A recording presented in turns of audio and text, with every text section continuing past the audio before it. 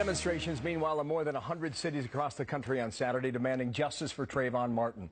This a day after President Obama's personal remarks on race the day before.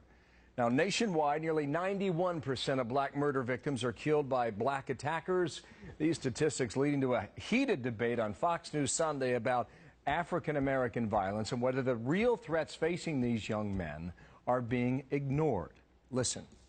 Really, to be clear, there are deep systemic problems that really impact African Americans in the system that have to be addressed, and I think the president spoke to some of those, and so we can't ignore that. And I mean, I'm going to acknowledge, just like anyone else, that everything is not about race, but there are some things that are, and we have to acknowledge those, and we have to make the systemic changes that are important to advance all of our communities. All right, now Kirsten Powers, Daily Beast columnist and a Fox News contributor, had a lot of thoughts on this on Friday afternoon. That was before, I believe, the president spoke, right?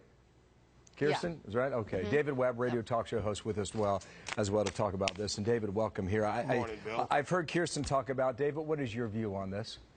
My view is that there are two different incidents when you have a justifiable shooting as decided by the jury in Florida, but the outrage that I have is in the lack of really the national attention to what is an epidemic of crime in the black community committed largely by blacks. Yes, there's crime all across America, and we should report on it regardless of the ethnic nature or the ethnic identification.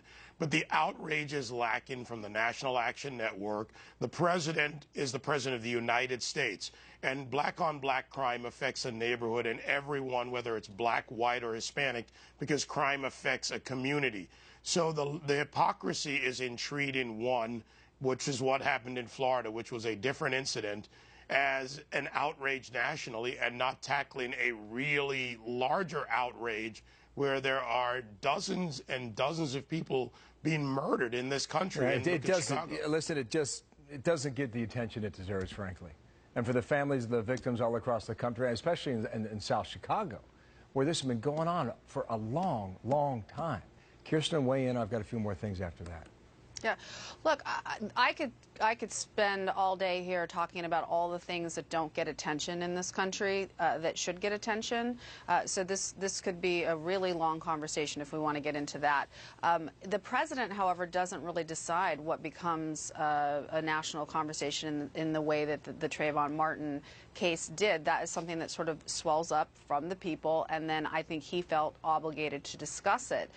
He has discussed Chicago gun crime. In fact, he gave us a great speech in February on it. Michelle Obama's gone to Chicago.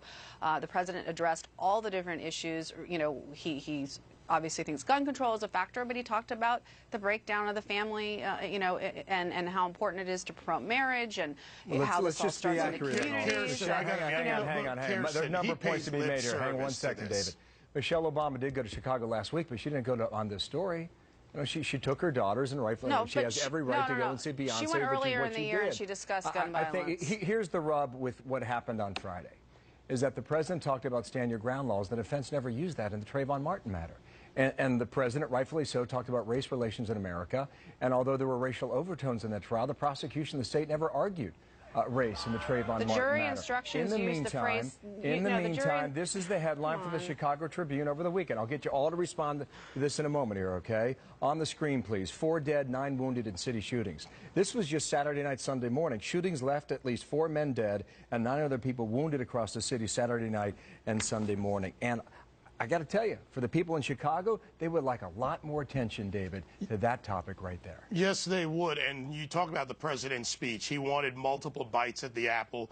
You know, most blacks are profile, anecdotal assertion. He talks about stand your ground, and Eric Holder, of course, now with the federal civil rights trial and the attacks on stand your ground. I believe in a review of the law. But in 2004, it was President Obama who co-sponsored a bill in Illinois that strengthened the stand your ground law. Little political hypocrisy there. On top of this, this is not a situation that the president should always step out on and just take all these political bites at the apple and never address the issue. He's going to a college on Wednesday to speak. How about going to Cabrini Green and calling for true attention to a failure of city leadership under Rahm Emanuel, under the police chief, and a community that is in, well, mortal turmoil? That would draw headlines. Yes, and when it you've would. got the bully pulpit, you can do that. Kirsten, I'll give you the last word. He went to Chicago in February and gave a speech. I don't know why we're pretending that he has not tried to draw attention to this. He also was he's responding to a major national outcry is why he spoke about Trayvon Martin. But I want to go back to this idea that stand your ground was not part of this case. That is absolutely false. In the jury instructions, they actually used the terminology from the stand your ground law. They used the phrase stand your ground.